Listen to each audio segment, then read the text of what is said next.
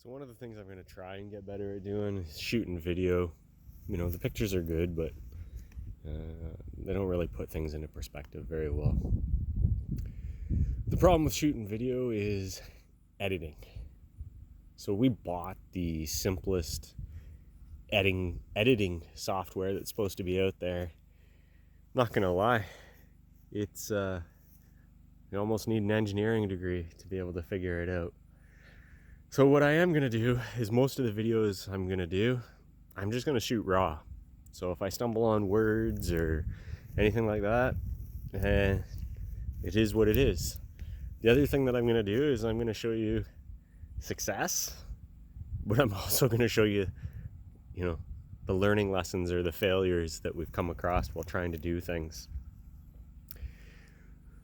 So I'm gonna take a couple minutes and just kind of walk around, and as I'm looking at things, I'm just gonna talk about trial and error. The greenhouse, it's working well. But the one thing that we've had to deal with is Cape Breton winds.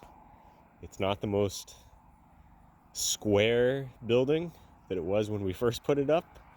You kind of got to lift the door to get it to close, and the good news is it hasn't blown away. Today is almost windless, but some days we get 70-kilometer-an-hour winds.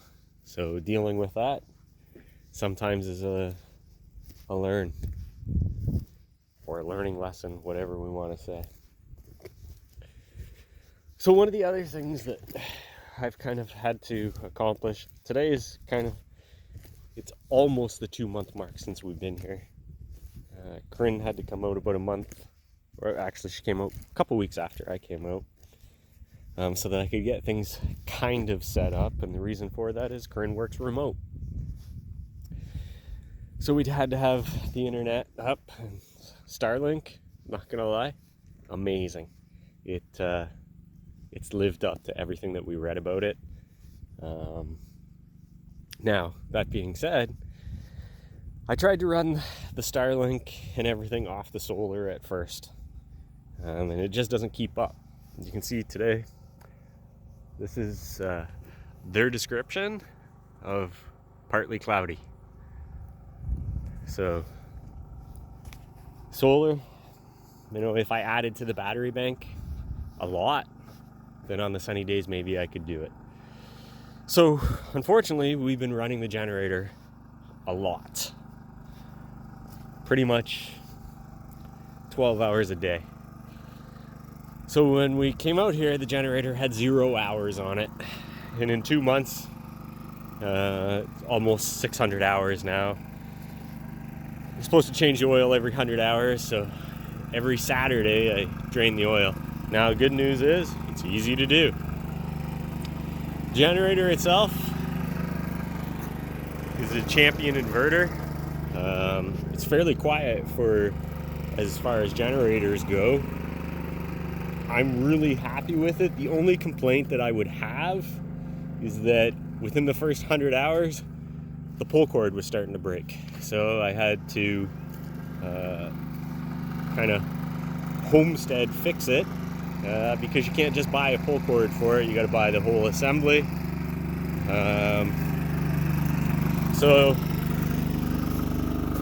I don't know if you can see it, but good old-fashioned duct tape and a piece of stick, and I cut the cord and fasten that to it, and I'm just careful when I start it. The other thing with the generator, it takes a lot of fuel to keep it going. They say that you're going to get 12 hours out of a tank. Usually one jerry can, so 20 liters, it'll last usually 3 days, but with the price of gas, so we had to make a decision. Part of the thing we wanted to do was off-grid,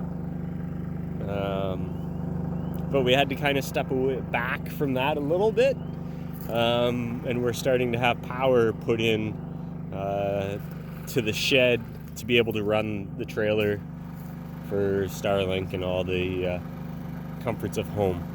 That being said, where we're going to build our cabin, we're not putting power down there. So we have to figure out the solar.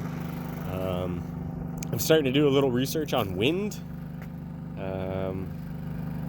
But between the two, we should be able to keep the cabin up and running. Maybe Corinne we'll have to turn the shed into a little office up here where we're guaranteed power, with the generators as a backup. So I'll show you the inside of the shed. We've started to have the power in. The electrician was out a couple weeks ago. A week ago. And put it in.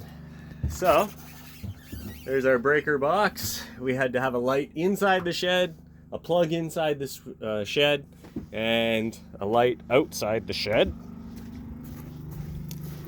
And then 2 plugs on the outside, 110, and then the 30 amp service for the trailer.